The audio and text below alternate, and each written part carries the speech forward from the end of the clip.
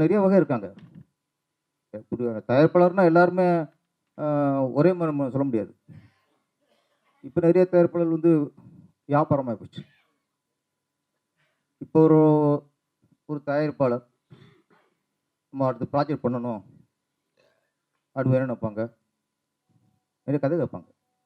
நிறைய கதை கேட்டு அதில் எந்த கதை நல்லா இருக்கோ அந்த கதையை திரைப்படமாக பண்ணுவாங்க. நிறைய தயாரிப்பு கதை கேட்குறது அது வேறு விஷயம். நான் சொல்கிறத 20 வருஷத்துக்கு முன்னாடி இப்போ நிறைய தயாரிப்பருக்கு படம் பண்ணுற கரண்ட்லுக்கு படத்துக்கு கதையே தெரியாது. ஹீரோக்கு மட்டும் தெரியும். லிங்குசாமி அப்படின்னா மற்ற குடிச்சிரு கதை படம் பண்ணணும்னு நினச்சா கதைகள் கேட்பாங்கல்ல, இவர் அப்படி இல்லை. யாராவது கதை சொல்லும்போது அந்த கதை பிடிச்சிருந்தா இந்த கதையை நம்ம பண்ணுவோம் பாரு. கதைக்காக தயாரிப்பாளர் மாறுபாடு தவிர நம்ம தயாரிக்கணும்னு அவர் கதை கேட்டதில்லை.